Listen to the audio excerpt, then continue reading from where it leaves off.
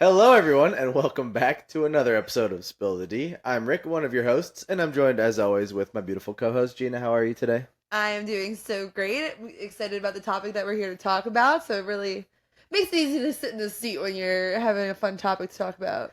Yeah, I mean, you had a great time at the race. We did. For those that don't know by the episode title, we're going to be doing a recap of Gina's experience doing Dopey Challenge. Yes. So, I mean, it's one of those things you spend all this time working, training, and Money. getting your body where you needed it to be able to do this. So to be able to finish it and be able to talk about it, it's probably exciting. I'm very excited. Before we get into the rest of the episode, for anyone who doesn't know, who just clicked this and said, cool, let's see what this is. Run Disney is what it sounds like. Disney has a running program. I was going to say program. It felt like Yeah. a weird word, but yeah, I guess a program they do where you literally run Disney. They close down the streets. They get, you get to run through the parks with different runs, a whole thing. And I did what is called the Dopey Challenge, which is during their marathon weekend. You run a 5K, a 10K, a half marathon, and a marathon all within 4 days. So it's Thursday 5K, Friday 10K, Saturday half marathon, Sunday marathon. There's also the Goofy Challenge, which is just Saturday and Sunday, which is where you run a half marathon and a full marathon. So there's a lot of different things that you can do with Run Disney. They do a lot of different weekends throughout the year. I believe they are up to 4 total now. They have the marathon weekend, which is in January. Princess Weekend is in February. They also do the Springtime Surprise, which is usually in April. And then the Wine and Dine, which is in November. So they got a lot going for them. There's a lot of different options if you are interested in running Disney at a Run Disney event. And today we're going to talk a little bit about my experience doing it. This was the third time I have done a Run Disney event. So I got a little experience now. Got a few under my belt. So we're going to talk about my experience. We have some questions that you guys sent in about the experience that we're going to answer as we go through as well. And I'm just really excited. I could talk about running and Disney are like the two things I could talk about forever. So get ready, guys. So buckle up. Buckle up. It's going to be a long ride. Pull that yellow tab. Exactly. But before we get into it, we do have a few pieces of news. You want to get us started? Yeah, we have two really fun ones today. Yeah. No, one that I don't know how I feel. The other one's really fun. Okay. I'll be the one that I just don't know how I feel. Okay. So this is a Disneyland piece of news. Disneyland, their early morning hours. Currently, if you're staying on Disneyland's property, you can get into the park 30 minutes early, the same way that you can at Walt Disney World. At Walt Disney World and Disneyland, currently, it is 30 minutes early in any park. Okay. Now, Disneyland is going to be changing it so that only one park will be opening 30 minutes early. So all of the resort guests will be told, okay, you are going to Disney California Adventure today. So they're only opening one park early. What worries me about this is that they're going to do this in Disney World. Hopefully not. I really hope not. They might. It's kind of more similar to the way Extra Magic Hours used to run at Walt Disney World. Yeah. So it's not the craziest logic, but it is a nice perk that I hope that they don't plan on getting rid of everywhere. Disneyland and Disney World do not always go hand in hand. They're not always mirrored. So just because they're doing this doesn't mean they're going to do it there. It's just a thought. Yeah. Hopefully nothing changes at Walt Disney World. Yeah, and hopefully this is for the best at Disneyland. I'm sure that they have good logic. It might just be that not enough people are utilizing it to open up 2 full parks 30 minutes early. But yeah, they just said to check the calendars. They'll tell you which park has that 30 minutes extra in the morning. Well, all right then. All right then. And now some more fun news, depending on who you are. Yeah, so if you're like us, you've been dreaming about Disney Vacation Club all the time. And now's your opportunity. So they are opening up a new contract, correct? It's a new contract? Yes. For more cabins at Fort Wilderness. Hold on, I want to make sure this is worded right. Not for more cabins. So it's for the cabins at Fort Wilderness are now going to be a DVC contract. But they're making new ones, aren't they? Or are they No, just they're renovating? renovating old ones. Oh, but they're okay. not. They didn't renovate all of them. They just did Gotcha. some of them. Okay, because the pictures, I was like, that's not what the cabins look like right now. No, yeah. They did this to what is previously there. Gotcha, okay. They didn't put more in. Well, yeah. So yeah, this is turning Fort Wilderness into a DVC resort, or they will now have a DVC section. Yeah, so at the resort. If you're a current DVC member and you're looking to add points, if you're new to DVC and you're looking to get it for the first time, now might be your chance. We have a few dates right now. We don't have any prices at the moment because not for lack of trying. Emailed. I'm sure once they can give me the price, that email's gonna come right through, and then they're not gonna stop calling me. Exactly. Yeah. So we don't have. I'm ready. We don't have prices right now, but if you want kind of an idea of where it'll probably be about, go ahead over to the DVC website and you can look and see what the other contracts are kind of going for and kind of judge it around there. But as far as dates that we have right now, on February 1st. Existing DVC members can add points to their membership. So if you already have a DVC, on February 1st, you want to add more, you can add more using the cabins. February 15th, so 2 weeks later, existing DVC members who did add points this way can start booking trips using those points. So a little 2-week period in between there. And then comes the fun part. For us at least. For us at least, because we don't have it. February 27th is when new sales at the cabin open to the general public. So if you don't have DVC yet and you're looking for DVC, February 27th might be your time. Guys, please wish us luck. We're really hoping. We're going to try. We're This is our time. For anyone who doesn't know, the perk of if we were to get it right now, or for anyone to get it right now, is the way the contracts work is you get 50 years from when the contract is released. Mm-hmm. So by purchasing this new contract, it is a 50-year contract. Yes. If we were to purchase a contract that is already being sold right now, I believe the longest one available is for 46 years, maybe 48. So this is the full lifespan of a contract. Yes. If you want information on this, I actually really recommend DVC Millennial. She came on the show the one time and we did a full DVC Q&A episode, which was awesome. And she has a lot of information on her Instagram. She's currently doing a Learn DVC with Me series, and she just breaks down everything, every reel. Mm-hmm. So. And feel free to go back and listen to that episode too, because like Gina said, there's a lot of good information there. So I learned, it's one of those things, you do so much research and you think you got it, and then you talk to someone and you're like, oh my god, there's so much more to know. I know nothing. I knew nothing, thank you. So yeah, highly recommend. And if you're interested in purchasing, this is the time to do it. Yeah. And then just 2 more dates here. March 12th, so 2 weeks after new sales open, new DVC members can start booking. And then if you're a current DVC member but you didn't add points, on April 23rd, you'll be able to start booking the cabins using your points. Oh, okay, cool. Yeah. Very cool. So I just figured that was an important date for anyone who already has DVC and isn't planning on adding. Yeah, that's awesome. So that's really cool. Keep an eye out for that. Like I said, no prices yet. When they happen, I'm sure they'll be posted all over the place. So just keep an eye out and you'll have the numbers. Yes. Very true. Very cool. But let's get into it. Tell us about your Run Disney weekend. Yeah, let's get into it. Okay. All right. So our weekend started on January 3rd. Your weekend did.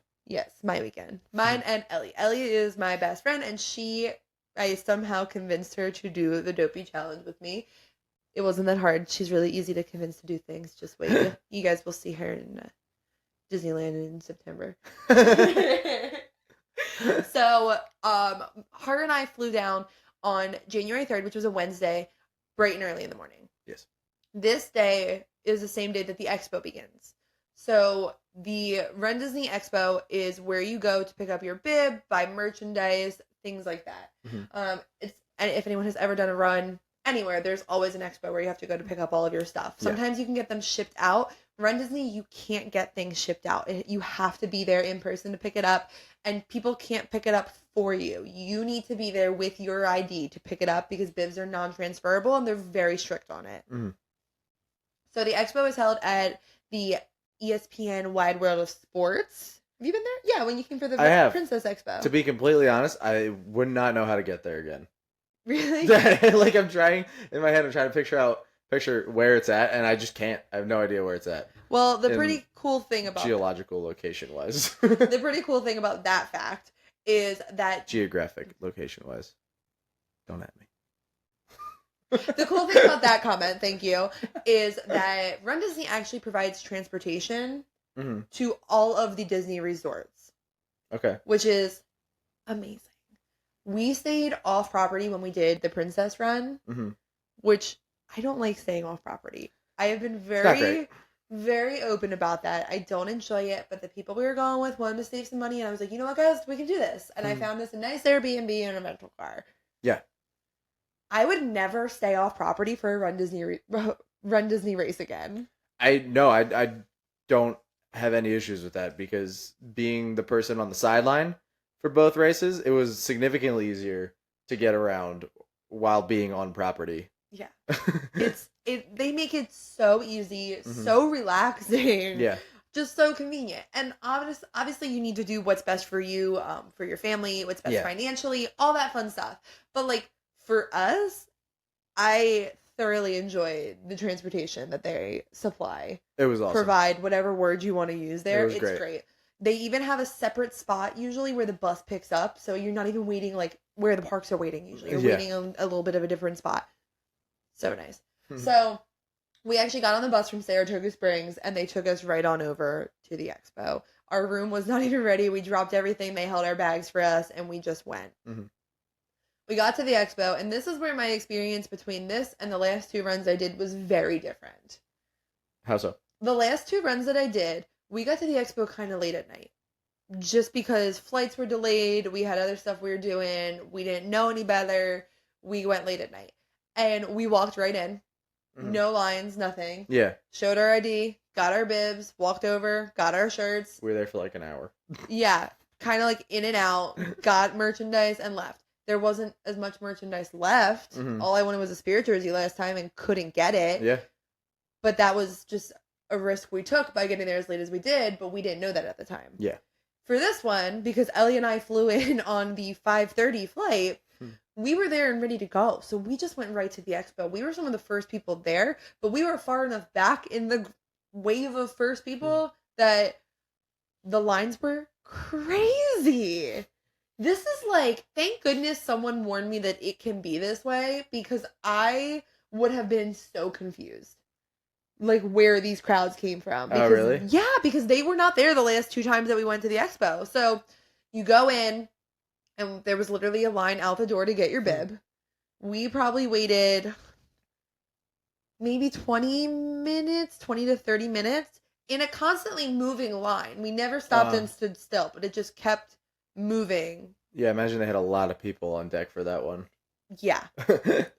Oh my gosh, yeah. So we waited a while for that, and then you get your bib, you're good to go. All it's really doing is slowing down how quickly people can go into the room. Yeah. It's for not merchandise.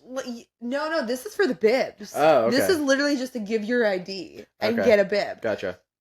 Merchandise, we actually had joined a virtual queue at 8 a.m. Okay. Our flight had pretty close to just landed. We were lucky. It landed at like 7:15, 7:30, but we were waiting to get off, and I'm literally sitting on my phone, like waiting to do the virtual queue. Uh-huh. And I had to walk off the plane, like staring at my phone. We got lucky. We didn't end up having to do it until we were on the Magical Express. Oh, R.I.P. Until we were on the Mears Connect bus. But yeah, 8 a.m. I joined a virtual queue and then got a callback time. Gotcha. So we actually ended up needing to kill time at the expo. But still, if you go to the expo the first day, you do have to do a virtual queue. Any other day, you don't need to. So when was your callback time? We ended up getting called, I think, like 1 o'clock. And they still had plenty of merch there? Yes. Okay. It was 1 o'clock on the first day. There was so much merchandise. They just kept bringing more and more and more out as we were standing there. Ellie is pretty sure she got the last medium of this one jacket, but then I saw them hauling out a cart. So I think that there was more mediums. There just wasn't at the time she was standing there. But we don't know what was on the cart. The one cart that she looked at that we thought had mediums was all larges and extra larges. Gotcha. So, I mean, honestly, who knows? But yeah, lots and lots of merchandise. That was all really good. But we went in, we got our bibs. Okay. Then we go and we get in another line to go into the expo center, which is where you pick up your t-shirts. Every race gets a t-shirt. If you do Dopey, you get 6 t-shirts. So you have to go pick them up. Mm-hmm. And in there is where they have all vendors and some really amazing vendors, honestly. Some selling shoes. You have some more like small shop-esque vendors, which is pretty cool to see. Just a lot of different running companies. A lot of different companies selling like the Cliff Bar gummies. Like they had a Energy whole chews. yeah, there was whole sections for that. Gotcha. So we go, we pick up our shirts. One really, really cool thing that Disney does that not every race does. I've never been to a race that does this. Is if your shirt doesn't fit you or you want a different size, you can exchange it. That's cool. As long as they have the size that you want. Oh, so like when you register, you tell them your size, and if it doesn't fit, you can exchange it. Yeah, so Okay. like for example, Ellie didn't realize that the sleeves were long, that it was a long sleeve shirt for Okay. these runs. So she got a women's medium. Well, she put it on and it was like long sleeve tends to be a little tighter in Yeah. like the armpit area, and she was like, I really want a large.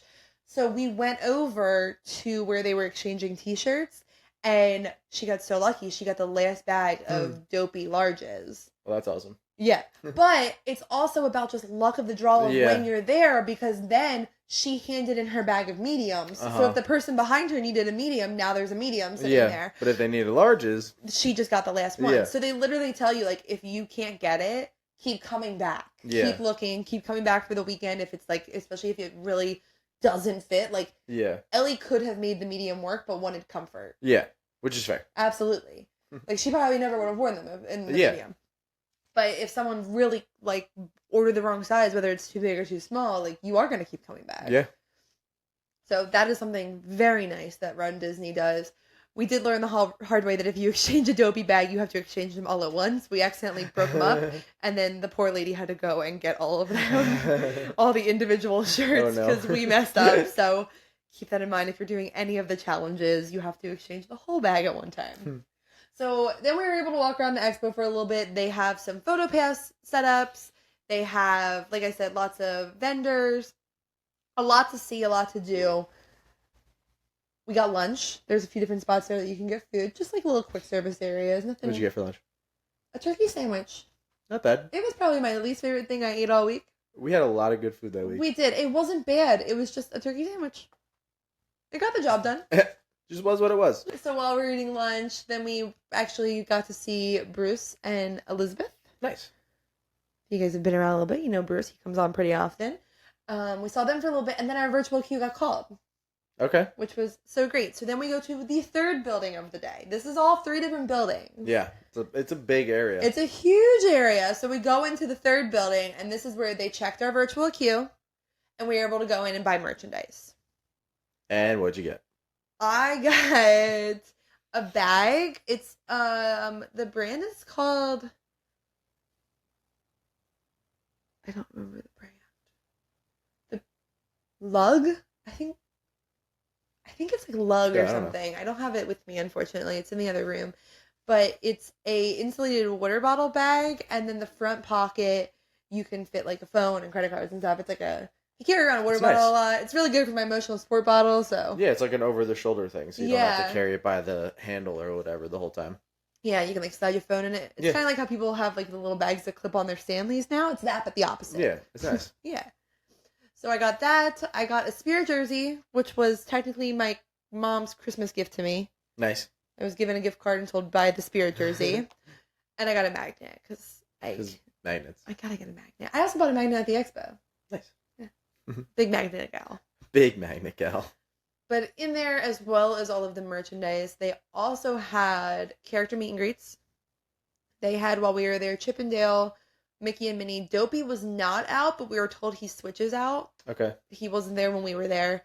And then they have giant number photo ops. So, like, we were able to get a photo in front of a giant 48.6. Yeah. So, those are pretty cool to see as well.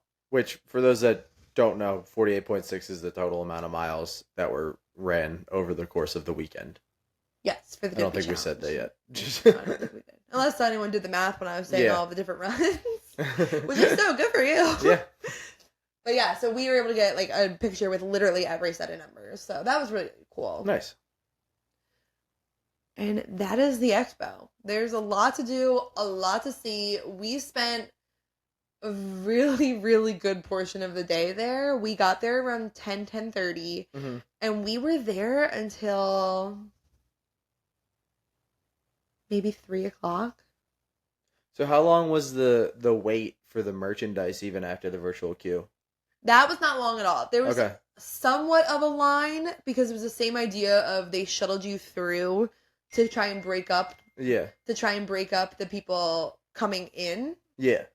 but it wasn't bad at all. It was Gotcha. like they made you just if you walked in the front of the building, then you walked through a tunnel that brought you to the side entrance it was in like a field house. Mm-hmm. So it brought you to like the side entrance of the field house rather than the front entrance. Gotcha. So, and that was all in the building. So you didn't even realize how long you were actually walking. And then you walk into the merchandise and you're all turned around. And you're like, where's the exit? Where am I supposed to be? Everything looks the same. But no, all in all, that one was not that bad. And once you're in, you're good. You can stay in as long as you need. They didn't really put a time on it or anything. You can take as long as you need. Some piece of advice that someone gave me, and I used it. I don't think we needed to use it with it being the first day. But especially in the later days, I could see this being worth it. Mm-hmm. 2 things. 1, if you like it, put it in your basket. Put it in your basket and then get everything you want. And then they have little sections taped off where people can go and sit.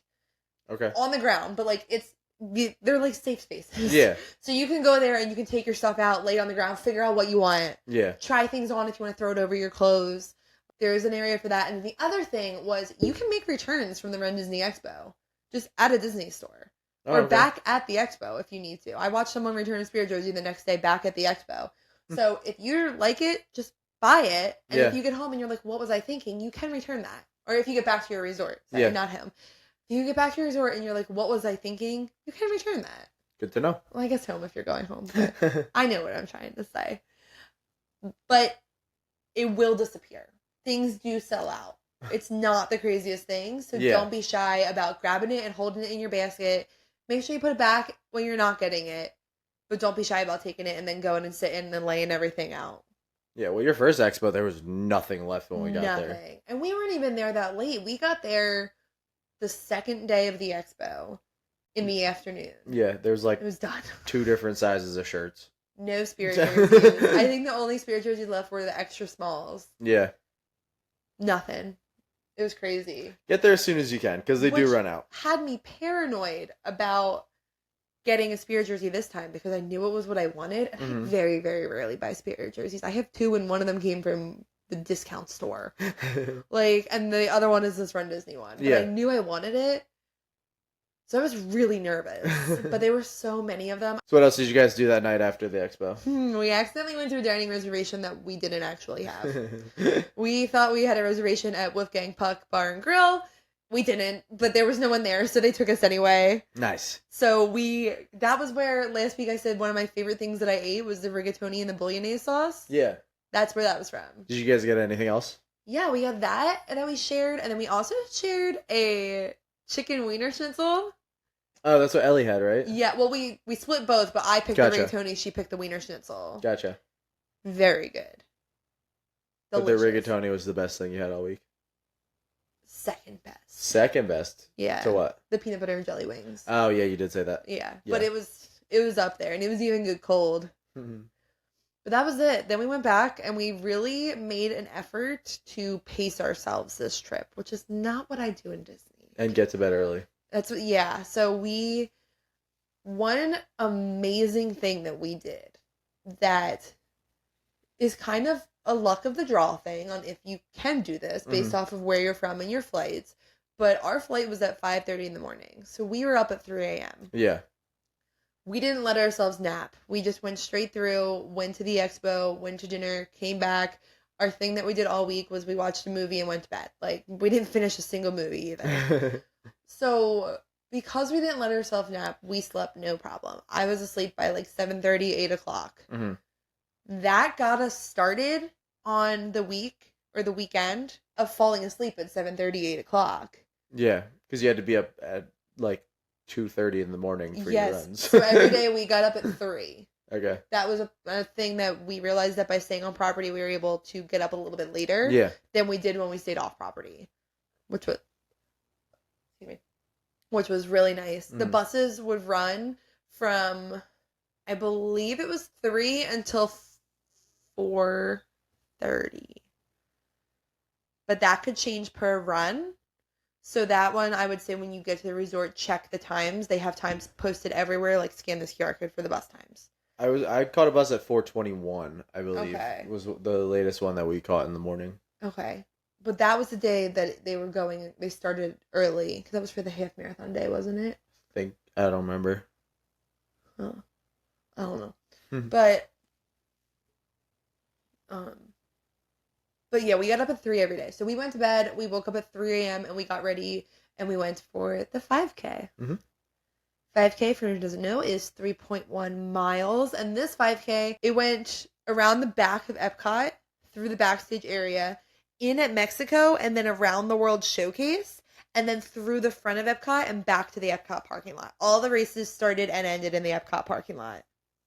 Easy warm-up for a Dopey challenge. Honestly, it really is, because you're running so many miles when you're training for this that you wake up and you're like, 3 miles is fine.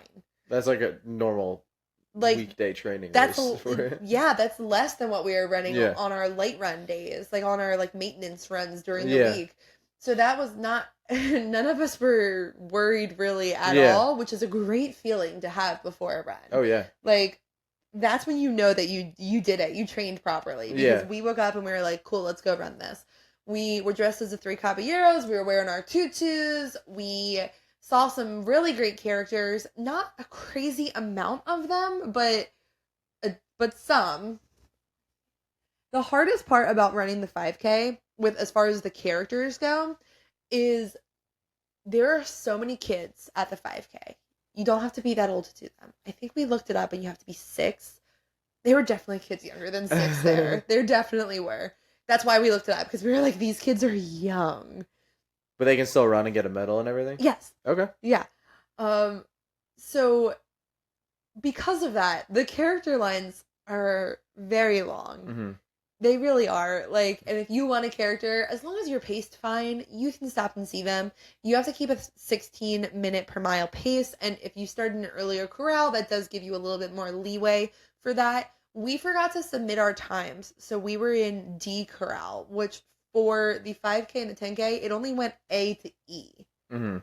So we were towards the back. Yeah. And we really felt this because we ran every single mile. Like, we didn't walk. And RunDisney does have a lot of people who walk every mile, which is fantastic. Like, do your thing. Yeah. Miles are miles. Get it done. But when you're starting with people who are walking, it's really hard to get through. To get to where you are with the running people again. Especially when you're in a very narrow space on a narrow road. You're kind of bobbing and weaving people.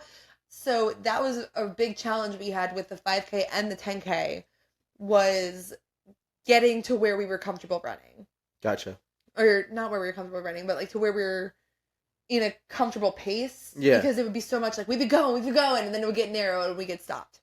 So it was like, we'd be going, and then we'd see a character we wanted to see, and we had to make a decision. Are we stopping, or are we going to keep going because we got a good pace going right now? But yeah, for the 5K, it definitely is, character-wise, a little bit more chaotic. The lines are definitely a lot longer than they are for the other races, and part of that is that it's a much denser race. It's a large amount of people in a smaller amount of miles. Yeah. And you can definitely feel it.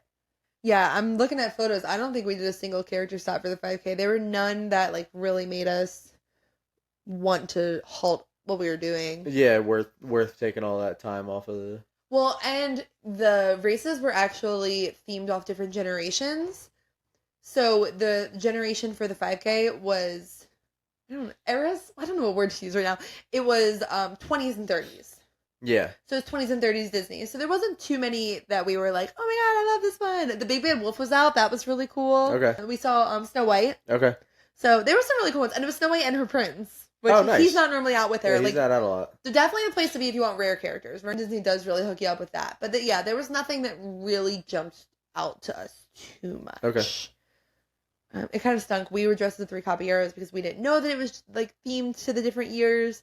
And we were hoping that since we were running through Mexico, we would see them. Fair. And we were like, this is perfect. We'll do this for the 5K because we'll see them. No, we didn't see them. You didn't see him for another race, though, did you? We did. We did, yes. That's sad.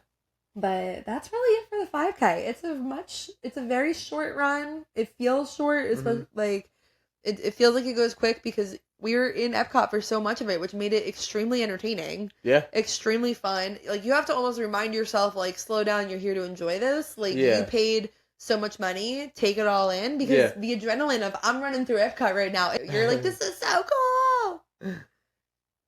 But yeah, it was definitely a fun one, and seeing all of the costumes were also very fun. Yeah. I mean, think about it, though. If your pace has to be, what do you say, 16 minutes? Yes. That's, 48 minutes? If you're at the slowest possible pace, like, that's not a lot of time at all. No. It's, like, it's quick. It is very quick. Definitely, and you can feel it. So from there, we go back to our resort. Also, I don't know if I said who I was running with. All week I ran with Ellie, who I said came with me, and then we also ran with Megan Torres. She's one of the 407 agents that I have become very good friends with, and this only made us even closer. I've been having a great time. We had a lot of fun. Her and Ellie are now besties. The two of them. They had a very good time together. But we had a lot of fun. So, on to the 10K. This might have been one of my favorite runs. Really? Yeah. This is like where I think my limit is at the moment as far as running capabilities. Yeah. I think So a 10K. I think a 10K, I'm done for a few days. So a 10K, for anyone who doesn't know, is 6.2 miles. And I'll be honest, I woke up with the exact same feeling as I did for the 5K. It's fair. I mean, this is fine. ready to run 26 on your last day, so. Yeah. It's like, this is fine. We can do 6 miles. We're good. Yeah. We're going to stretch a little bit more. We're going to be a little bit more aware, but it's still fine. Yeah. The night before, we did not have a reservation anywhere. We went back to the expo and actually hung out with Abner. Okay. I believe that was what we did after the 5K. Abner is one of my friends who lives in the area. Mm. And yeah, we got dinner at our resort. We just had some sandwiches and salads and then went back to our hotel, went back to our room, and our movie of the night was Hercules. Good choice. Or Pirates of the Caribbean. The night times just blur. We were, again, in bed by 7:30, asleep by 8:30, which was, again, perfect. We did not let ourselves stop. We didn't let ourselves nap. We refused. It was, we are just going to keep going. And we learned very quickly, you can't even let yourself sit down. Like, when we were taking turns showering, like, we came out of the shower, and I was sitting on my bed, and Ellie was on her bed, and we looked at each other, and we're like, we can't do this. Like, you could feel your body just sinking in, and it was like, we need to go do something. We can't do this right now. We could do it after 26. Yeah, exactly. It was like, this is not, if we do this, we're gonna fall asleep, we're gonna sink in, like, we have to go do something. Yeah. And this is not it. So the 10K, what did that course look like? Started in Epcot again, obviously. Yeah, so the 10K course was really cool.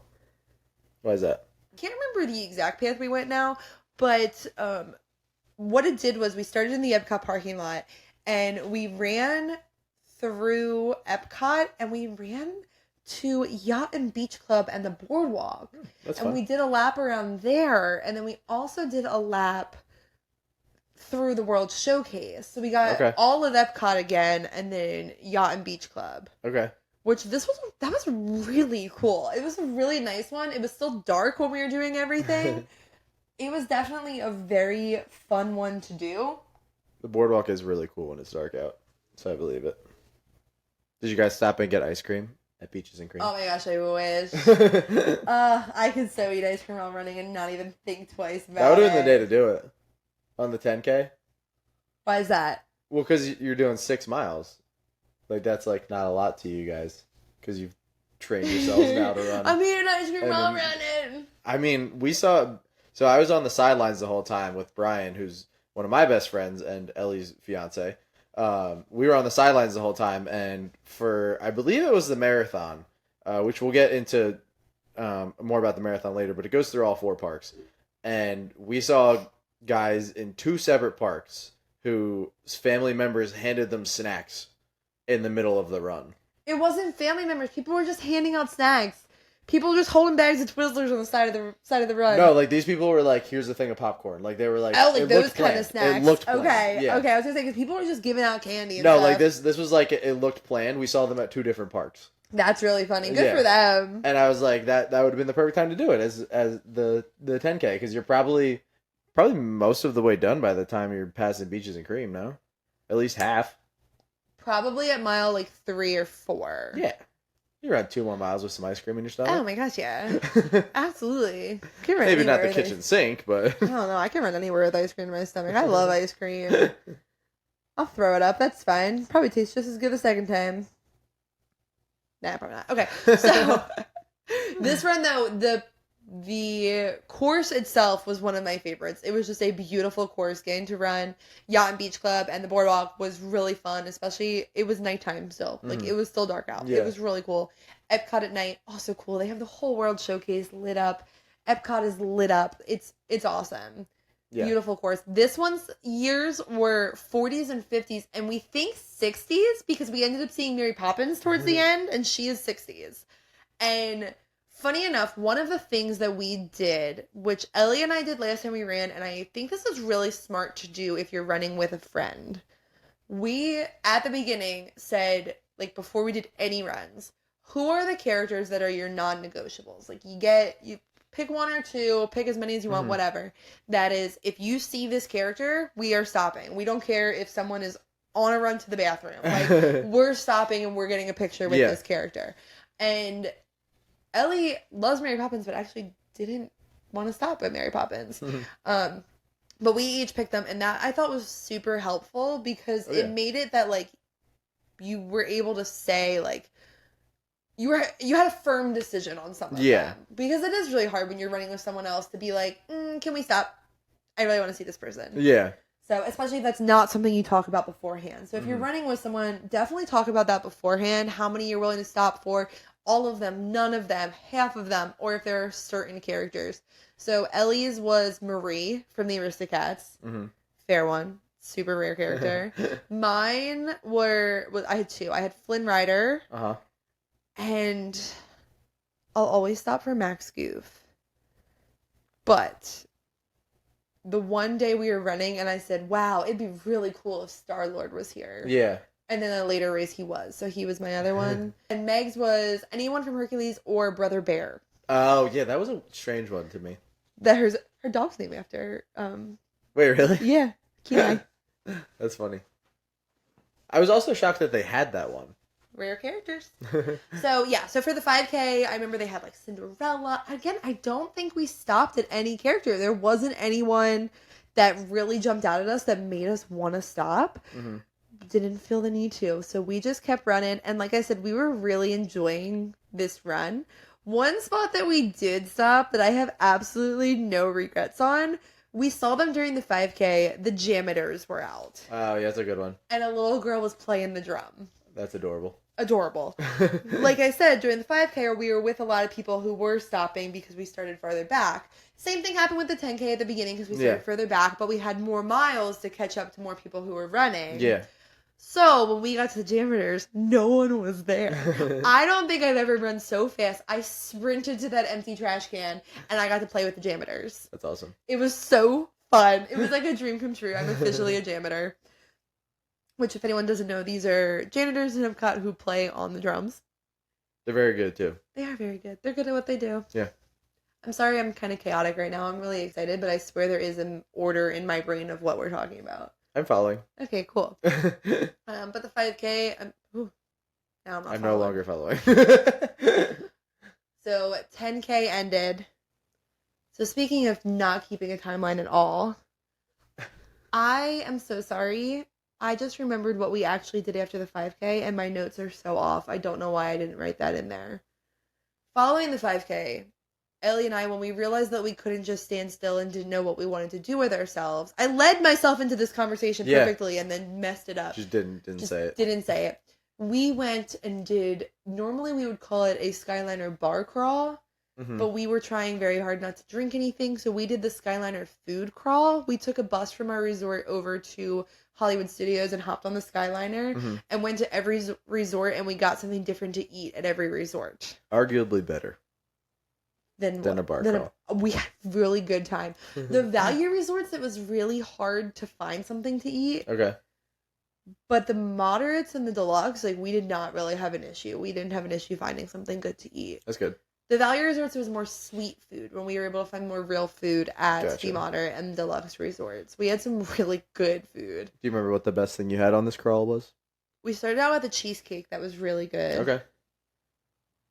I just tell you everything we had if you want. We had cheesecake, and then we had beef mac and cheese. Ooh. And then we had, a cucumber and tomato salad. That was that really Contemporary? good. You had that, right? No, that was at Caribbean Beach. Oh, okay. Then we went to the Riviera, and we got tomato soup. Mm-hmm. And then we went to the boardwalk, and we got pizza. Yummy. And we didn't go to Yacht and Beach Club. We just ended on the boardwalk because then we went and hung out with Abner. Gotcha. So I missed one part of what the day was. I really recommend this if you have an off day. It was hours that we spent just wandering the different resorts, eating the different foods, trying different things, and it was a really good time. I like resort hopping. It's a good time. We had a lot of fun, and we were picked up by Abner, and then he took us back to our resort later. But something that you could do is when you're done, hop back on the Skyliner and take a bus, or if your resort is near a park, you could take the bus from Boardwalk right to a park. If Abner didn't pick us up, our plan was to go back to the expo because we were gonna look for something. So the plan was just gonna get on the expo bus from the Boardwalk. So you just gotta figure out how you're gonna get home after, but you figure it out. It's easy. Just when in doubt, take a bus to a park. Yeah. Or ask a cast member. A cast member will always tell you the quickest way to get somewhere. True. And it's probably Port Orleans. That's what they told Ric the whole time during the race. Every time I asked where I was supposed to go to get somewhere quickly, it was go to Port Orleans, grab a bus from there. Because everything was closed. We went to Port Orleans like 6 times the day of the marathon. But how pretty is it? It's nice. I don't want to keep going back. But yeah, guys, I'm really sorry that I messed it up. I feel really dumb on that one. Nah, you're good. It was a good time. Fast forward to after the 10K. This is when we did the monorail crawl. So, sort of. So we went and we got lunch at Steakhouse 71. This is where I had the peanut butter and jelly wings, which were some of the best things I ate the whole week. You said it was number 1? It was number 1. I stand by that. I also had a burger. Ellie had bacon and eggs as an appetizer. Sounds delicious. Was it like deviled eggs with bacon on it? No, it was a big, thick chunk of bacon, an egg, and grits. That sounds with awesome. like a maple syrup on it. It sounds so good. It was very good. A lot sweeter than I like my bacon and eggs. Okay. But if you like a sweeter breakfast, great appetizer. This is like a lunch appetizer that they recommended. Huh. And Ellie had no problem ordering it. But it sounds awesome. They really twisted her arm. And she got salmon to eat, which she said was amazing. I'm not a salmon person, but she said it was amazing. I really like the new Steakhouse 71. I hadn't been since it was the Wave. Yeah, I'm excited to try it at some point. Yeah, I really enjoyed it. The burger was really good. And like I said, peanut butter and jelly wings, best thing I ate the whole time. They were pretty good cold. I would be interested to see how they were warm though. So good. So messy, but so good. I bet regular wings are messy, and then you throw peanut butter and jelly on there. Yeah. So good. Hot peanut butter and jelly. So good. So from there, all Ellie wanted the whole week that she said she just kept saying she wanted it. She said, I'm getting this before the end of the trip, was Dole Whip. So we went to the Polynesian and we shared Dole Whip. Nice. We were pretty full because we both got an appetizer and an entree. So we just shared it. We laid on the Polynesian beach for a while and just relaxed. Nice. Just in a hammock. We did not let ourselves sleep, but we did just kind of relax. It was a lot of just lounging. It was a very relaxing trip compared to normal. Absolutely. So we lounged, and then we hopped on the monorail again. Ellie had never seen a Grand Floridian. Mm-hmm. So we went through there and just kind of walked around there.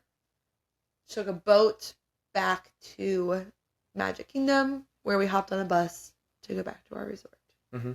That was hours. We went to Steakhouse 71 for a 1:30 or 1:50 for a 1:50 reservation. We were back at our resort by 6 o'clock or 6:30. It's a long time. Because we got back with the intention of now we are in our room for the night. Gotcha. Now it's time for a movie. Yes, it is time for the movie of the night. Before we left for Steakhouse 71, this is when we discovered another reason why staying on property is the best. And the resorts had a lot of the resorts. I saw a few other ones while we were resort hopping that also did this. It was called a runner's lounge.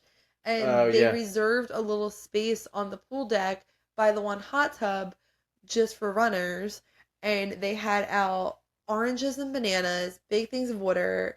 They had yoga mats, they had tennis balls to roll, they had rollers, like they had so much out that was just so thoughtful. Yeah. And extremely nice. Yeah, that's like, awesome. Such a nice, and we went and we sat in the hot tub for a little bit and just like decompressed and relaxed, and it was so great. Yeah, that's awesome. Just another example of doing that little bit extra. Yeah, honestly, going the extra mile. Yeah. They said it. Yeah, that was really cool though. While we were in our room at night, getting ready to wake up the next morning and run a half marathon, we got the call. The call of all calls. It's not my fault that the key didn't work. That is not the call I'm talking about. Oh, okay. I am talking about the call from Meg telling us that the half marathon was being shortened to 7 miles. I got this text message right before we took off to fly down, and I didn't have service. So the whole time, the whole flight down, I had no idea what was going on. I think it was Abner texted me and was like, check with Gina, make sure she knows. And I was like, I don't even know. And then I tried looking it up, and they were like, all right, turn your phones off. We're taking off. And we were in the air, and I couldn't look anymore. This was literally like the call heard around the world. It was insane. So what happened was RunDisney shortened the race because of incoming weather. It was supposed to be the next morning was going to be crazy weather. They made this call at 6:30 at night, which was baffling. Yeah. They shortened it to 7 miles. They updated their website. And then they posted it. And then they sent an email. Yeah. So it was like everyone already knew Before by the the email time this email went out. Hopefully, people who might have been running alone, who might not have known anybody, checked their email. I am sure there was people there finding out that morning. 100%. But that night, to be brutally honest, it was anger. Like it was like one of the questions someone asked on Instagram is, how did you feel? And like in that moment, it was a big group phone call that we're having, talking about how upset we were and how it would go from we're upset to we're angry to we're like there was just emotions were everywhere. Yeah, understandably so. Because we trained so hard for this, and now as we're going to the even bigger runs, you're cutting it even shorter and shorter. So it was a lot of just so much anger, which is fair. I really think it was. From all totally sides. Justified. So the ultimate decision was that we were going to get there early the next day, and we were going to run the 6 miles that were cut before the race started. Because a half marathon is 13.1 miles. So they cut it just about in half. It was like 7.2 you guys ran, right? 7.1. 7.1. Yeah. So we ran. We woke up in the morning, got there early. They were starting the race 15 minutes earlier than planned. Got there early, and we ran circles in a parking lot for a little over an hour. We ran 6 miles of parking lot circles. That sounds horrible.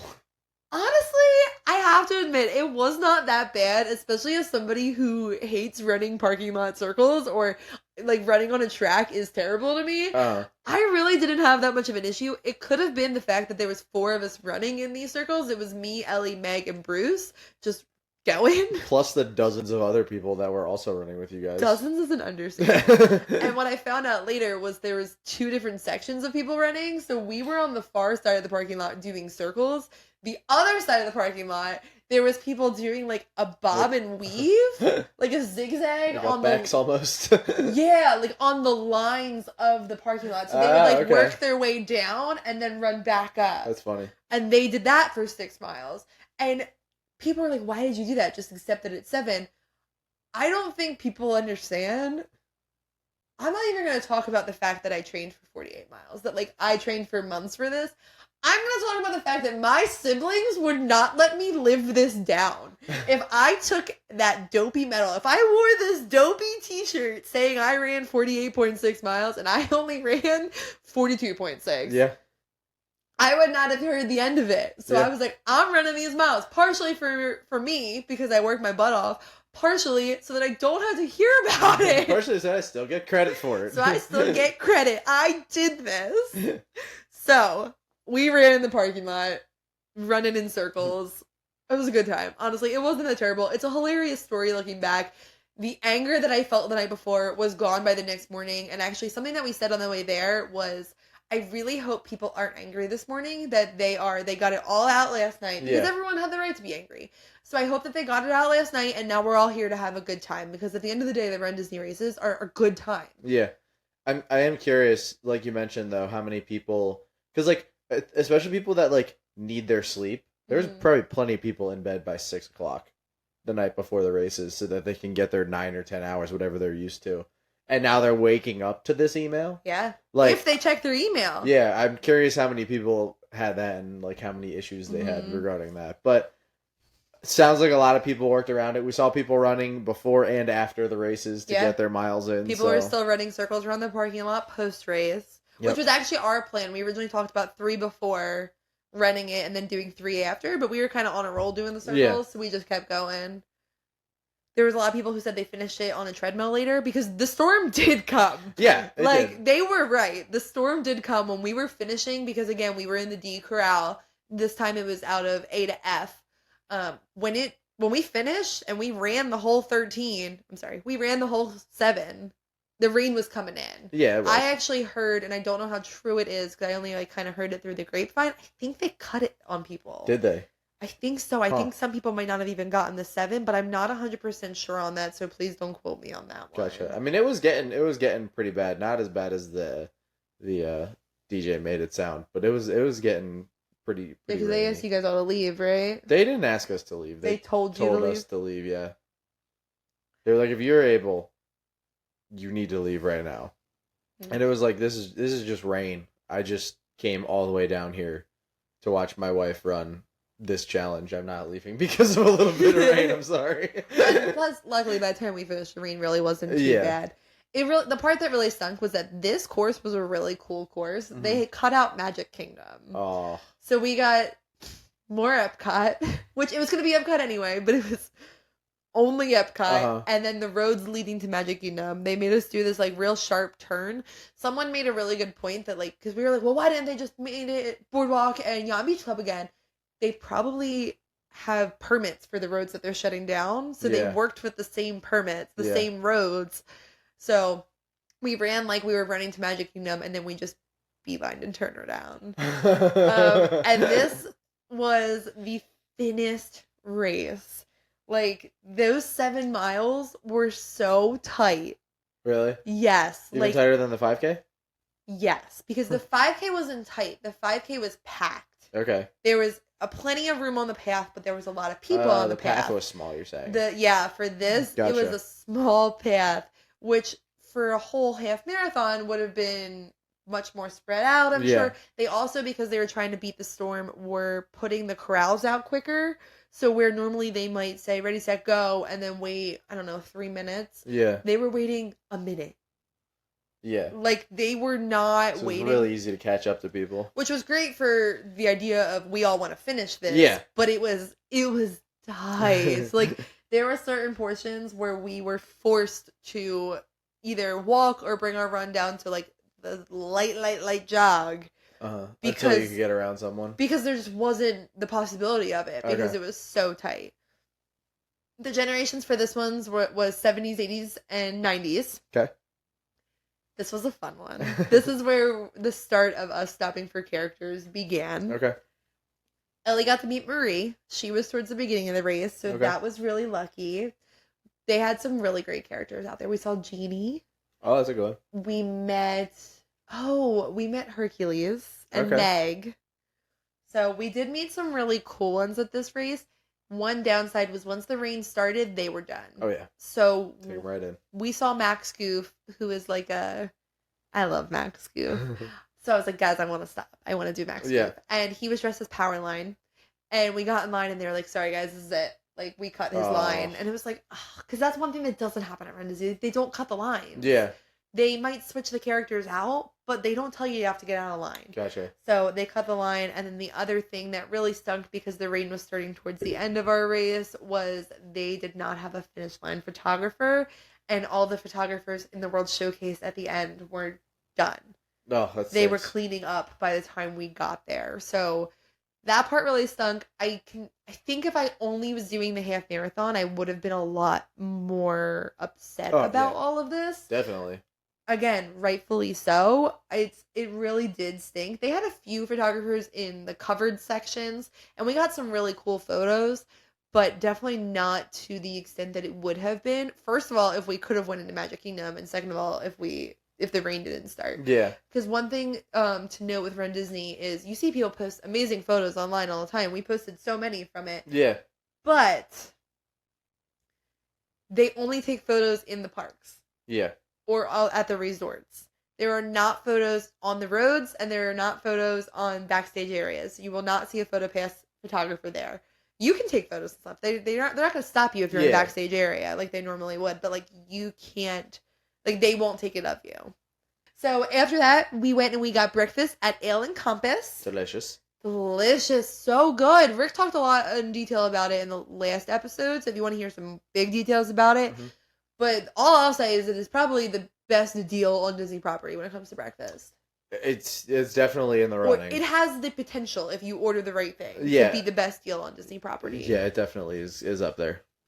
So, by the time we had finished there, the rain had definitely slowed down. Mm-hmm. Storm was gone. Storm passed. We were good to go. And we actually ended up spending the day at the pool. Did I forget anything? I don't think so.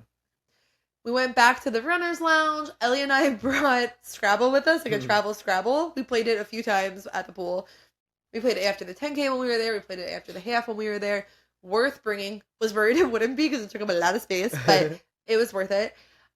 And we just hung out, went to the hot tub. Yeah. Had a good time. Yeah, it was fun. We did that for a few hours. We also did laundry while we were by the pool because we wanted not so sweaty clothes to bring home and for some things to rewear. We did pack very light for this trip. So just had a nice, relaxing whole day after breakfast.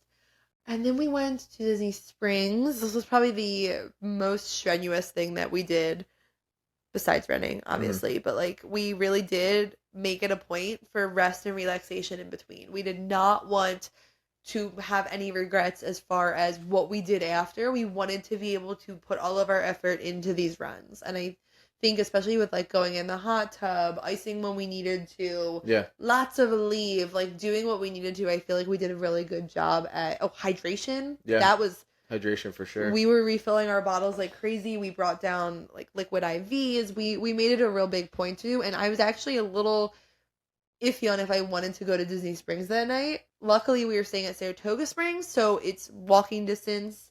Okay. And we ended up taking a boat to Disney Springs. You said like you weren't there. I just don't really remember it, to be honest. Yeah, so we took the boat over because we were leaving from the main building. And we went to Eat, which is the new Indian American place. Again, Rick talked in depth about that last week's episode. And we just walked around for a little bit. It wasn't long. Not it was long. not long. we really were very adamant, like we are going to relax. So we were back at the room again by Ellie and I left at them and we're back by 7. And then you guys came back at 8 because this was also a Saturday night. Yeah. We should have been out longer. I mean, Brian and I stayed up a little bit. We ended up going to the little rec area that they have. We played pool for a little bit. But even still, we were getting up early the next day too. So we didn't want to stay up super late. Yeah. Because the next day was the marathon. Which didn't get shortened even though it rained again. Yeah. It did rain, and it rained about as much as it did on the 5K, on the half marathon. But I'm not complaining. This is the first day I woke up and was like, oh crap. I have a run today. Because this was the first one that you woke up and hadn't ran that distance before. Yeah. I had never done a marathon. I've done half marathons before, 10 milers. 10 milers yearly. And then while training, like those distances would be considered short when you're training for the marathon. So like, but waking up for the marathon, it was like, oh crap, this is happening. There's no going back. I'm doing this. So that day we dressed as, what did we dress as? Oh, we were Pain, Panic, and Hercules. Which I didn't realize how punny that was. We were Pain, Panic, and Hades. Yeah. Which I didn't realize how punny that was, that we were Pain and Panic for a marathon. Until we were there, because so many people made comments about it. But yeah, that one started bright and early. Yes, it did. We were Corral D out of A to F. Lot more people running. Corral C had 9 groups, I think. Corral C was the biggest corral. It took so long to get through. Yeah, that was huge. Every day it was huge too. A lot more people running for the marathon. Yes. Than the other 3. And also, one thing that I noticed, that this is just from my observation, this could be completely inaccurate, but every day when I was looking at people's bibs, it looked like the Dopey bibs were outnumbering the individual run bibs. So, like, my bib said Dopey Challenge, it didn't say 5K. Yeah. So, like, during the 5K, I saw more Dopey bibs than I did 5K bibs, unless it was children or parents, like, or families. The marathon was the first day that I felt like the runners for just that race might have outnumbered the Dopey runners. Just the marathon, you mean? Yes. Okay. So, like, they had on a marathon bib rather than a Dopey bib. Gotcha. So they didn't run the rest of it. No, that was definitely the first day that I saw a lot of the single race rather than the full challenge. Gotcha. The other days, it seemed like a lot of people who were there were doing a full Dopey challenge. Okay. That was just from my observation. That could have just been my corral or where I was placed, but that was just something that I noticed while walking around. Again, could be completely off. I have no idea. I didn't actually sit there and count people coming in, but that was just what I noticed. Marathon was so much fun. Oh my gosh. I had so much fun running 26 miles. It was a great time. I did, except for miles 17 to 18. That was where I questioned my life decisions. Every other mile was fantastic. They really are magic miles. I'm not going to lie to you. What was wrong with 17 and 18? I hit a wall. That was it. I was like, this is it. This is how I go. Right here on the way to Blizzard Beach. I can see Tower of Terror, and I'm never going to get to it. All I could think about was, like, Bert Kreischer when he was talking about running a marathon. I also really had to go to the bathroom. Like, it was, like, anything that could have went wrong. And it was like, why am I doing this to myself? What am I doing? Like, who made me think I could do this? And then I got a drink and went to the bathroom and ate some fruit snacks, and I was thriving again. Good to go. Still not as fast as Ellie and Meg, but I do that about myself, so it's fine. But yeah, the race started. This one was 2000s to today themed. Nice. So there was some very cool characters. So all stuff you remember. Yes, basically. We ran every park as well as the Blizzard Beach parking lot. Okay. Not in Blizzard It's Beach. an interesting one. Just the parking lot. You literally just go in and run a circle around the parking lot. It's so funny. You were there. You did it. So you start, and we started in Epcot. Thought we were starting in Magic Kingdom, but we went right to Epcot. Then we go to Magic Kingdom, and then we went to Animal Kingdom, and then you go Blizzard Beach parking lot, and then to Hollywood Studios, back to Epcot, and you're done. A lot quicker when you're saying it than it is when you're actually running it. These places are miles from each other.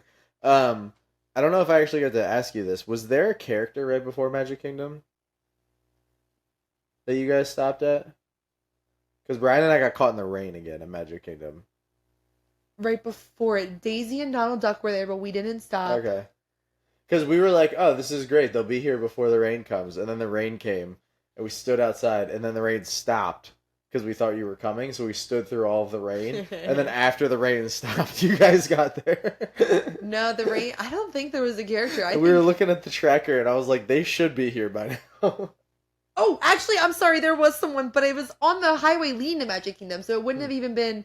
We stopped and saw Bowler Hat Guy from Meet the Robinsons. That's a good one. There was some really good characters. These also were... Me, Ellie, and Meg are all the same age, so these are all the characters we grew up with. Yeah.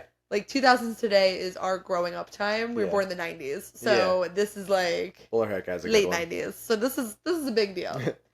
So yes, we saw Kenai and Coda. We saw Bowler Hat Guy. We made it to Magic Kingdom. We got to run down Main Street. We ran through Tron, through Fantasyland, like past Dumbo and Storybook Circus, and then through Fantasyland, and then through the castle.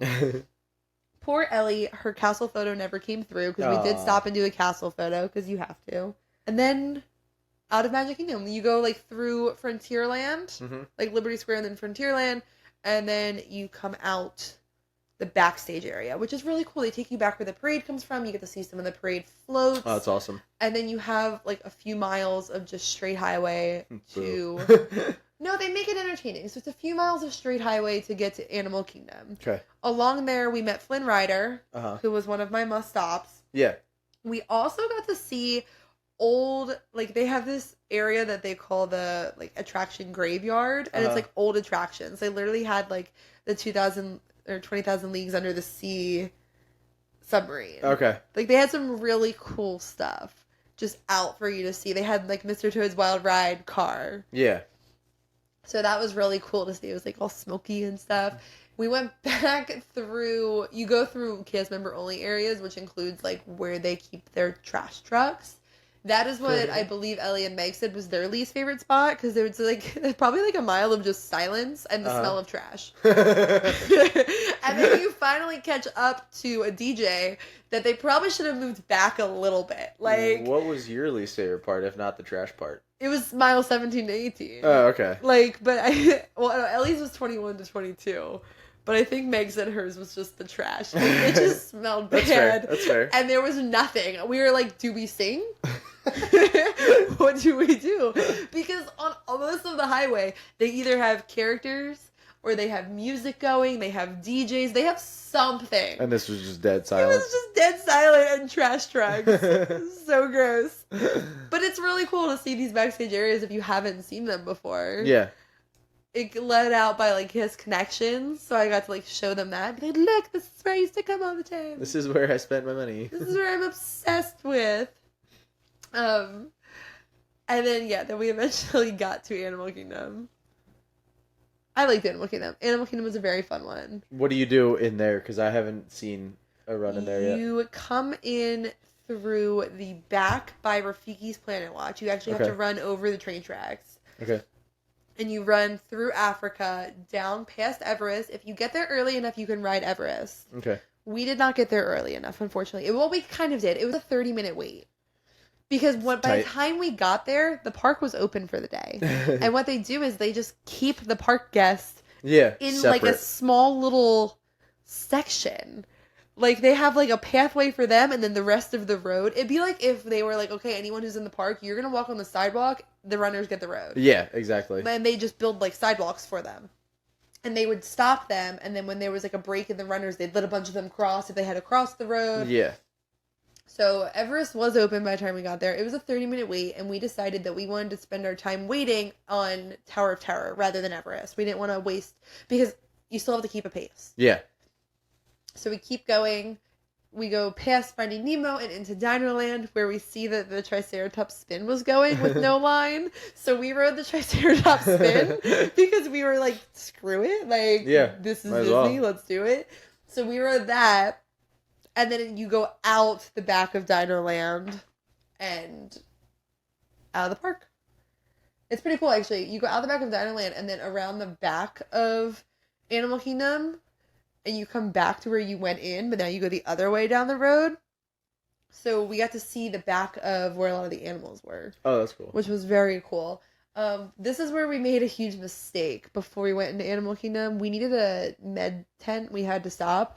And we just needed biofreeze. Oh, okay. So we're passing the med tent, and we see it, and we go, but there's like, it's in the middle of where two paths are crossing. Yeah. So from our angle, it looked like you went up and then turned around. Okay. So we're like, cool, we'll get it on the turnaround. It'll be easier because that's like just with what side of the road that we're on. Yeah. That'll be easier. We get past the turnaround. We get past the med tent. We see the mile 14 marker. We run maybe about a quarter to a half a mile. and we turn around and we see that the people coming back are hitting the mile 17 marker. So we didn't stop at the med tent and now had another 3 miles until that med tent was coming up again. Luckily, there was another one around mile 15, but we were dying laughing and ready to cry in pain. We were like, what were we thinking? From now on, we see a med tent, we stop. If we need it, we stop. That's good. But yes, we did Animal Kingdom. We ran the circle around Blizzard Beach parking lot. They had a DJ going, so they made that entertaining. He was playing Jonas Brothers. Nice. A lot of Jonas Brothers. They're upbeat and fun. They are. Just like Disney. Came out of there. This is when we finally made it to Hollywood Studios. This is where I wish they had more photographers. But we came in the back of Hollywood Studios, ran through Fantasmic, and then down Sunset Boulevard in front of Tower of Terror. You guys didn't go that far down Sunset Boulevard. We didn't. You only go till about when the stores start. Yeah. You go like right past Fantasmic, basically, and then you turn. So you come out like the back of Fantasmic, down at the bottom of Tower of Terror, run up past Tower of Terror. We didn't get on it because it was a 70-minute wait. I don't know what our brains thought was going to happen when we kept running past Everest, but it wasn't 70 minutes. It's such a long wait, though, for the run. Yeah, so we were like, no, we're not doing this. So... Well, the park was also open at that point. Yes. So which we were hoping that the people wouldn't want to get past the runners. True. So they would just avoid that side of the park. Nope, people still went. So yeah, so throughout the whole run, if you're like on the sideline, just for anyone who might go and watch someone run, there's a thing online and it'll tell you like checkpoints where you can see the runners. So for example, Hollywood Studios, we were going there the day after the marathon. The day of the marathon. The day of the marathon, yeah. After the marathon, we were going. So Brian and I were able to get into Hollywood Studios and go on to Sunset Boulevard to see them run through there. We couldn't do that for Animal Kingdom because we didn't have a ticket for that park. No, but you can do it for Magic Kingdom no matter what before 7:30. Yes. But it's also one of the first places you go, so most people are already done there by 7:30. Yeah. So even if you don't have a ticket, you can still go cheer people on. So they actually were able to cheer us on Main Street as well as on Sunset Boulevard. Yeah, but as far as Animal Kingdom and Hollywood Studios goes, those two checkpoints, you need to have a park ticket to be able to cheer them on at those spots.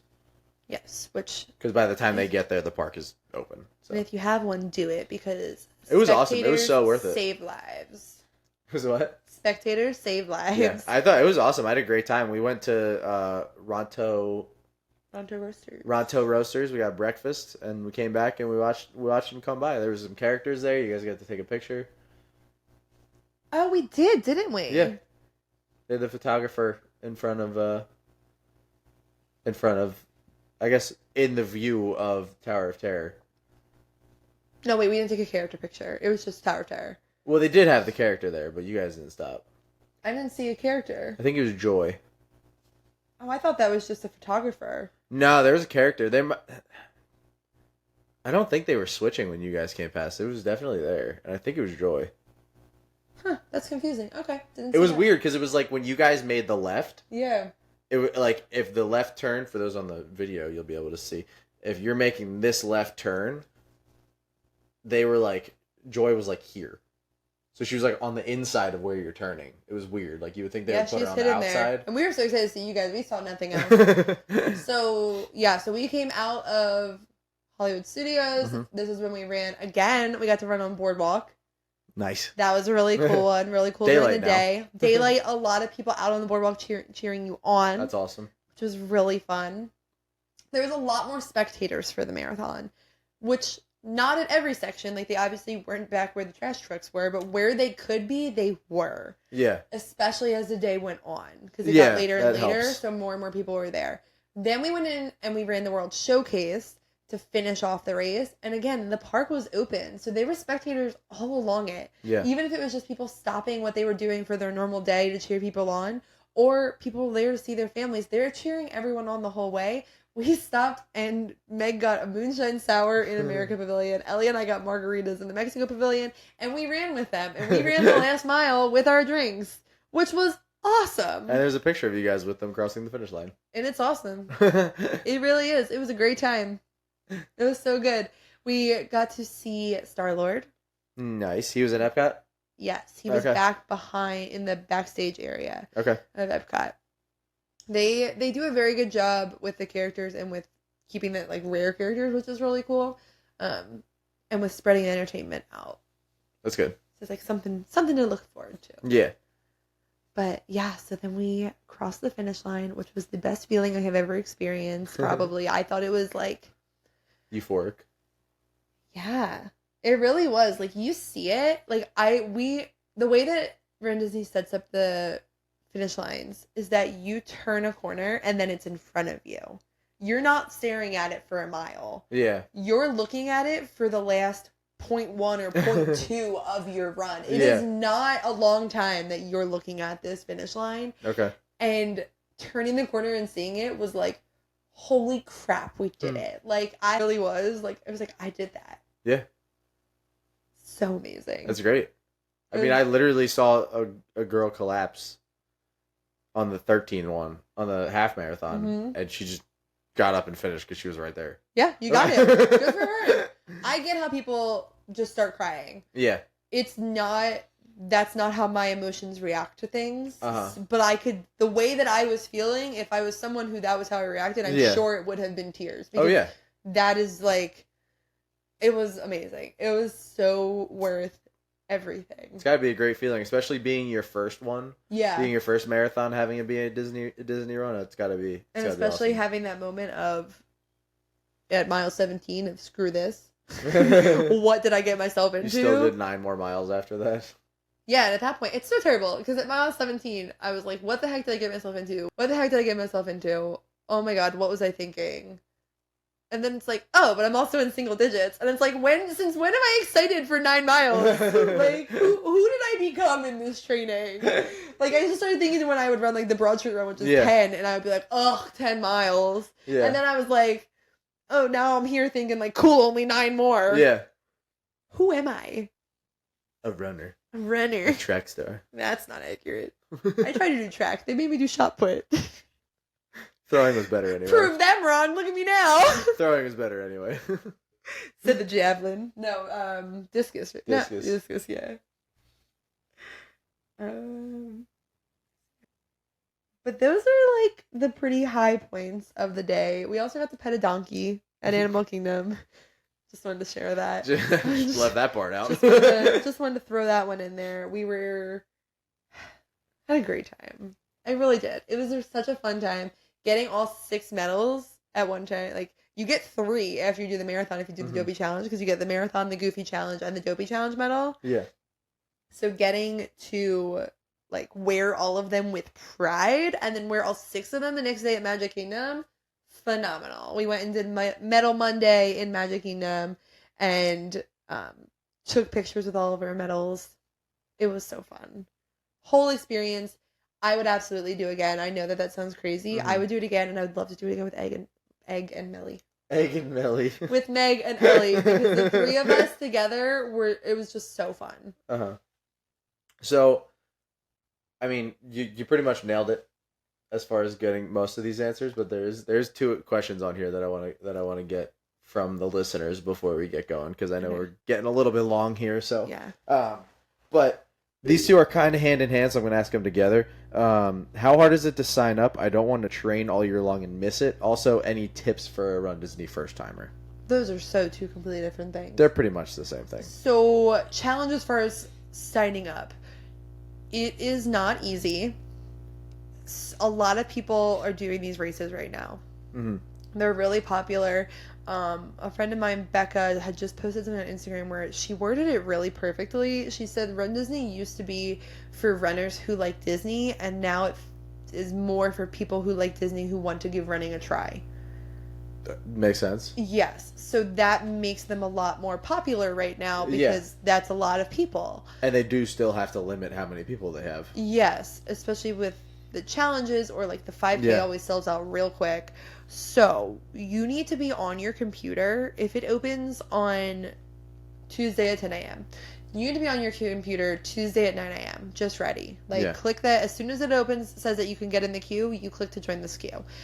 At 10 a.m., the real queue will open, and it'll give you a random number. I had 6 or 7 laptops open. Yeah. There's no rhyme or reason. They tell you it's random, and it really is. I had anywhere from you have 10 more minutes remaining to you have 2+ hours remaining, or however, I think it's just like more than an hour, whatever it says. Yeah. It's not, it was all over. So I just had all of them open, and then when the first one told me it was good to go, that I could try and register for this race, I went at it, and I registered me, and then I registered Ellie. It's not easy to do. It is something that you need to make sure you have time to sit and do. Yeah. There are ways to get it if you miss it. There's this app called Telegram where like they put out like, hey, it's open, but you literally need to click like that moment. Like, it's definitely not crazy easy. And you have to be ready to sit there. One thing that is really helpful is if you have a backup plan. So if you're like, okay, if I want to do Dopey, but if I can't get Dopey, I'm going to do Goofy.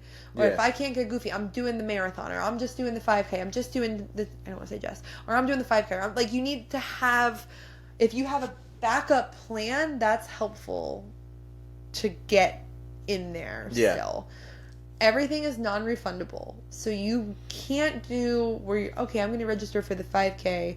And then if Dopey opens up, I'll just move my thing. Like, that's not, you're just going to lose your money on the 5K. Yeah, you're just going to have to sign up for all of Dopey again. Yes. So just be prepared for the chaotic morning you're going to have. It does feel really amazing when you get it, though. It's like a regular virtual queue. Yeah, it really is. And like I said, the more devices you have open, the better your shot. At least I like to hope so. Yeah. Because that's how I did it, and it worked out pretty well. But again, I had 6 or 7 devices. I'm trying to count it right now. 6 or 7, plus our roommate Vanessa works from home, and I had her use her laptop too, so it was, and her phone. So it was like, we were getting it. I was on a mission, but it's definitely not easy. As far as training for nothing, the registration is actually so far in advance that your training, you can start it after you're registered. If you're not already someone who runs often, I would maybe start before as like a light training and then go heavy in after you're registered. But you're not going to be like training for a marathon and then all for naught because you didn't get it. I think we registered in like April and then didn't run till January. And that's just if you're doing full Dopey. Yes. Like if you're just doing one of the races, or if you're working up to the half marathon, like you can go from not doing anything to being able to finish 13 miles in the span of April to January. Yeah, absolutely. So, but like I said, you got a lot of time there, so that's helpful too. Don't feel like you're going to be wasting your time. Yeah.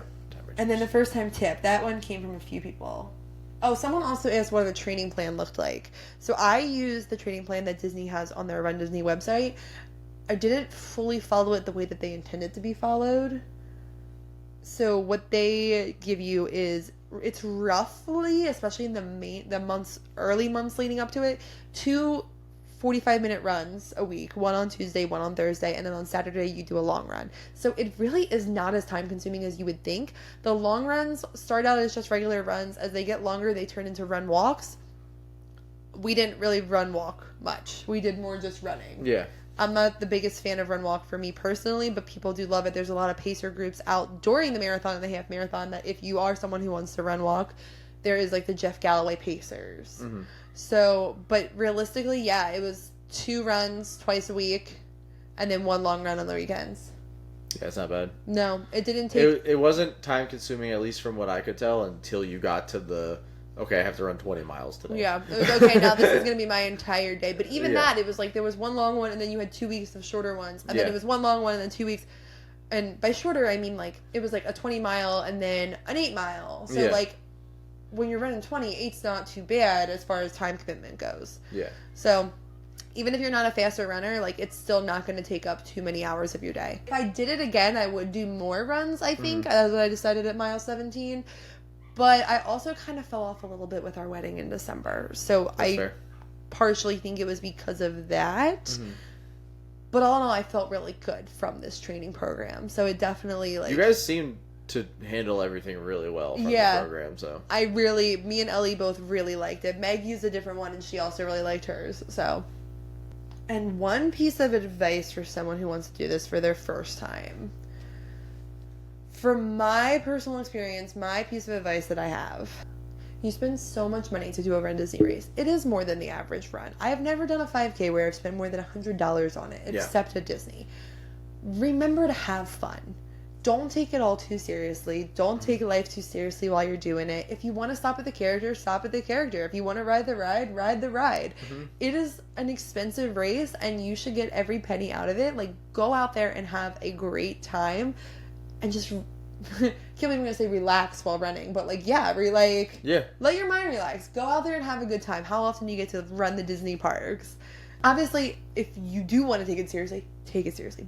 From my personal experience, though, if it's your first time doing it, just have fun with it. It's an expensive race, and you should be able to get the most out of it. And it is a very fun one. Professional runners do these races as a way to recharge and remember why they love running, because it is a enjoyable race that will remind you how much fun running can be. And I've never run one of these races, but I think that's a great piece of advice.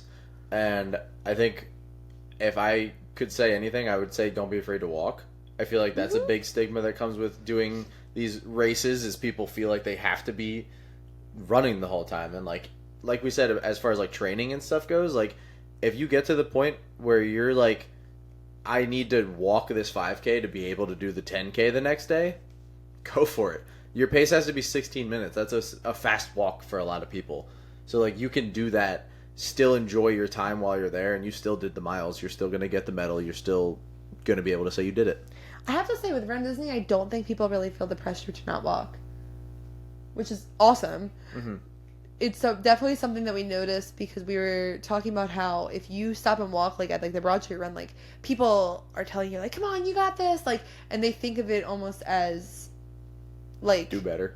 Yeah, like they're like, you can do it, and it's like, no, I know I can do it. I just need to walk for a minute. And like the Run Disney races are not like that. Like people are walking, and everyone's like, cool. You do you, man. You have a good time. Like it's very much like everyone does their thing. They do go whatever pace that they need to. So if you are new to running in general, it is a great race to start with.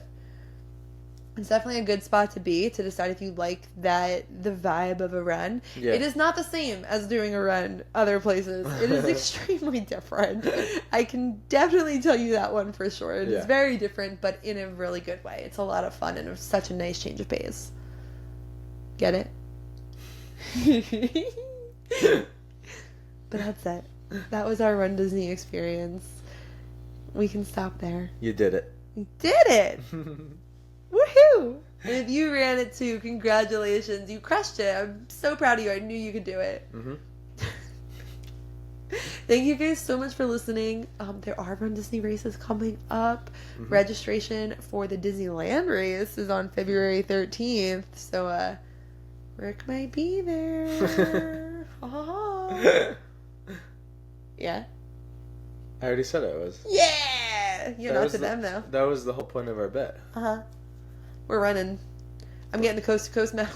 Gina's getting the coast-to-coast. I'm going to be running first half. Well, we're hoping to. Again, registration is not easy. Yeah. So, if you're registering February 13th, may the odds be ever in your favor. True story. If you guys are interested in doing the Run Disney runs, you get it all set up, you get yourself registered, and you got to book your trip. As always, we recommend that you use our friends at 407 and Beyond Vacation Co. We are the official podcast of 407 and Beyond. Some of the most amazing people from 407 and Beyond were running with us this weekend. We got Meg, Bruce. We had a great time. 407 and Beyond is a Disney and Universal Orlando travel agency that books and plans family vacations to destinations such as Universal Orlando, Disney World, Disneyland, Disney Cruise Line, so much more.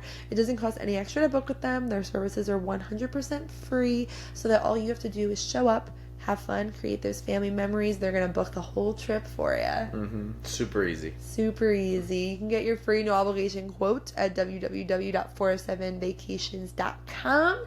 You can find their link in our show notes, or find us on social media. You can find them on social media. We are at Spill the Tea Podcast. We got links to them right on there.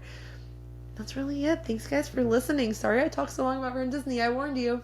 If you have any other questions, feel free to reach out to us on Instagram. Gina will be more than happy to answer them, because I can't answer any of those questions. Like I said on Instagram, I think I said at the beginning of the episode, I am not a pro on Run Disney. I've done 3 different weekends. But I can give you an answer based off of my personal experience. So, That's it. And until next time, we will See you at the castle.